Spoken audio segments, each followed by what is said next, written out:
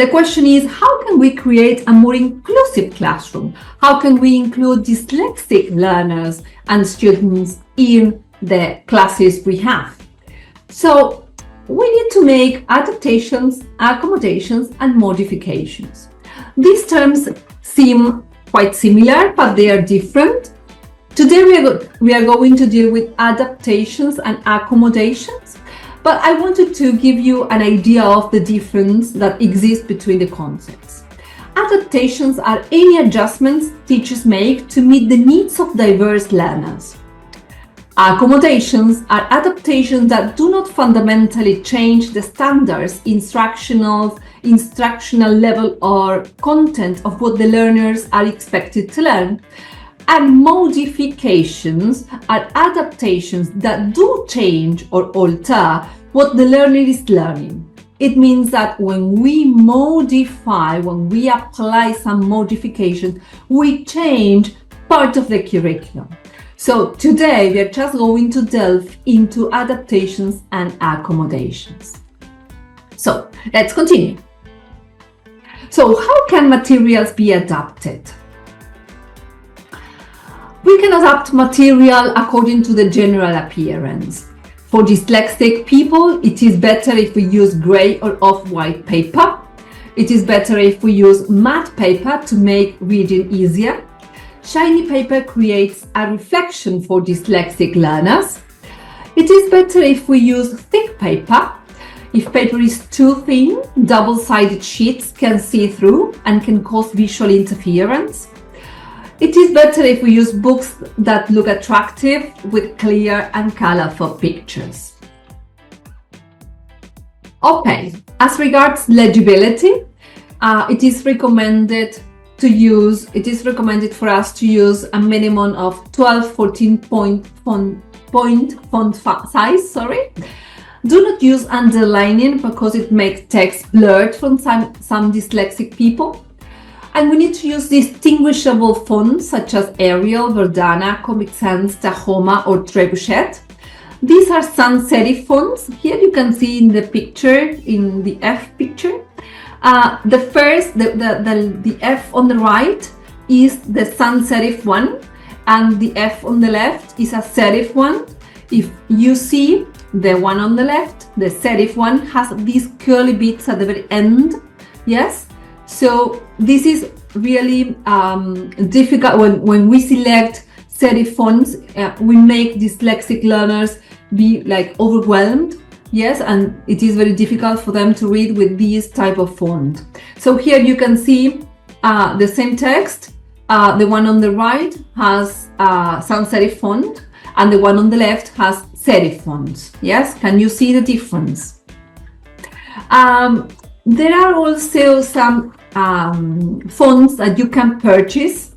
I can recommend two. One is Sassoon and the other is Abhond. So they are designed specifically for dyslexic people. So you can purchase them and you can adapt it to your system in the computer.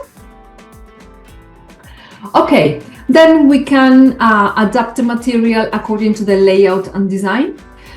We need to use uncluttered layout. We need to limit the possibility of visual disturbance, and we need to incorporate space.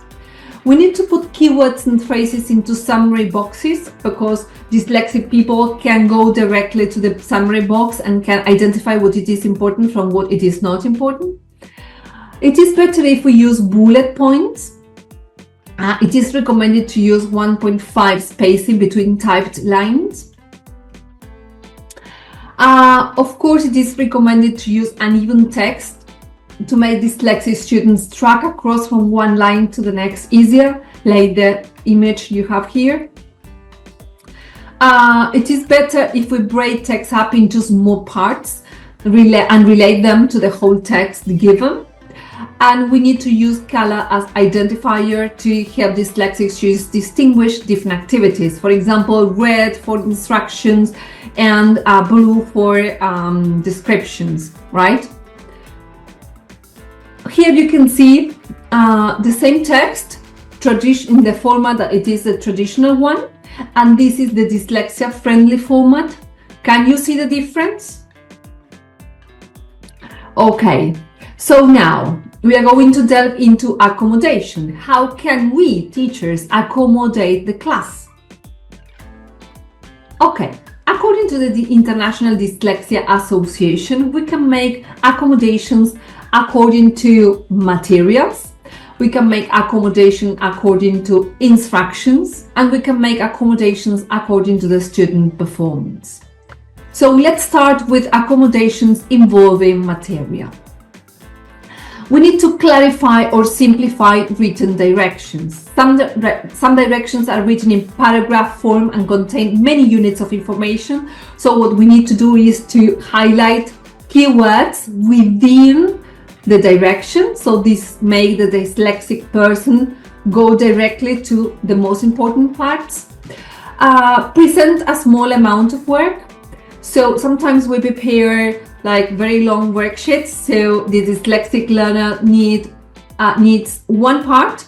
When the person finishes with this part, with part number one, we can give the second part, so one and a fourth. Then it is important to block out extra stimuli. They need colors, but they need space. And everything that it is not essential, it is better to omit it. We need to highlight key information so they can go directly to what it is essential. How can we highlight? Well, we can use bold type or we can use colors. Don't use underlining. It is important to provide a glossary in content areas so they can go, yes, they can remember what it is really important.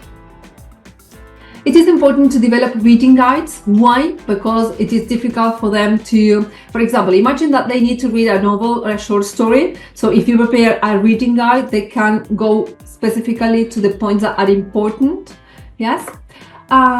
Use an audio recording device. Sometimes we give like very long instructions, as I said before. So what we can do is to record the instructions so the dyslexic learner can listen to the instructions. So this is really better for them. And then it says use of assistive technology. Well, allow students to use technology to help them cope with the different tasks. For example, imagine that they need to write a complete essay. Well, what they can do is they can record the essay, and there are some apps that turn what it is in the recording to text. Yes, so this is I think it's I think that the name is to text or something like that. Well, then I will tell you. So allow the use of assistive technology because they really need it. Then we have accommodations involving interactive instructions. So use step-by-step instructions. Sometimes we plan like a complete lesson and we have all the instructions for the whole lesson. So what the dyslexic learner needs is go step by step. So first the instructions for the first part and then continue with the second part. It is important to repeat the directions or instructions. Sometimes it is not necessary for the teacher to repeat instruction, but we can ask partners to repeat instructions for them. As they need organization because they need structure, it is important to maintain daily routines. So for example, every lesson can start with the agenda and can finish with the metacognitive parts such as the exit ticket. So this can be a daily routine that we can maintain. It is important to provide a copy of lesson notes. For example, we can prepare a presentation for the lesson. So we can have our notes. So we can prepare these notes for the student. So the student can follow the presentation by paying attention, by reading the notes that we have given to them, to him or her. We can also provide students with a graphic organizer. It means that if we prepare a presentation, we can also prepare a graphic organizer with the presentation, about the presentation, so they can follow the presentation by using the graphic organizer. It is important that we combine verbal and visual information. So if we are presenting, we need to use the board, or we can use flashcards, or we can use a presentation that support what we are saying. So they need both verbal and visual information. It is important to write key points or words on the board. Yes, so they need this, so do it. Use mnemonic and acrostic strategies. So this is really important because they can, by just remembering a mnemonic, they can learn a concept. And emphasize daily review. Yes, they need this daily review. What about accommodations involving student performance? Well, allow the change of the response mode. Sometimes we want students to write an email, or we want students to write an essay. Well, this is really difficult for students who suffer from dyslexia. So what they can do is to prepare a monologue, for example, or they can prepare a presentation. So allow them to change the response mode. As I said before, provide an outline of the lesson. So start every lesson with the agenda, with the outline of what the lesson is going to be about. This is important because they have an idea of what they are going to do throughout the lesson. Encourage use of graphic organizers, not just you, the teacher, preparing graphic organizers, but ask them, yes, to prepare their own graphic organizers. Place students close to the teacher. Well, this will depend on the level of dyslexia the person has, yes, so take this into account. Encourage use of assignment books or calendars. So as they need structure, it is important for them to write what they have to do, or to make a kind of record of all the different tasks and assignments that they need to complete. Design hierarchical worksheets. It is better for them if you start with lower order thinking skills activities, and then you finish the lesson with higher order thinking skills activities. So you can use Bloom's taxonomy to with students with dyslexia. So design hierarchical worksheets. Allow use of instructional aids. Sometimes they need the computers or the tablet, so allow them to use them. Or in math classes, allow them to use the calculator. Display work samples. Sometimes when we give an instruction, they need the example of what they have to do. So this is really important. Use peer-mediated learning. Sometimes they need the peer to complete an assignment. Imagine that we want them to write, so this can be a peer-mediated learning activity. And use flexible work times. It means that sometimes they cannot complete the same activity at the same moment the rest of a class does. So allow them to complete the activity later. Yes, so give them more time in case they need. Of course, that this will depend on the level of dyslexia the person has. Well, we are reaching the end of the presentation, and I want to end this session with this idea that every student deserves the opportunity to learn in an environment that supports their strengths and challenges. So let's spark a difference, because when we support dyslexic learners, we create better learning experiences, not just for dyslexic learners, but for everyone. So I wanted to remember this idea of spark. So see dyslexia as a whole school concern. It is not just one student, it is a whole school concern. Protect students' confidence and emotions. Sometimes students who suffer from dyslexia, they have low self-esteem, so protect them. Appreciate the impact of the learning environment. That's why we have been dealing with the accommodation, so they are important. Revisit and rehearse new learning by connecting it to prior knowledge. This is important for all students in the class. And keep expanding your knowledge on dyslexia. Well, I know that this is like a new concept. Some of us, we haven't been trained at the profesorados about dyslexia, but it is our job to expand our knowledge and be like aware of the topic. So keep expanding your knowledge on dyslexia.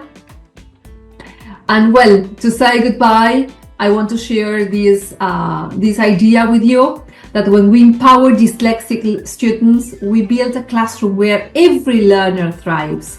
Inclusion is not just meeting needs. It's about unlocking potential and transforming learning for all, transforming education for all.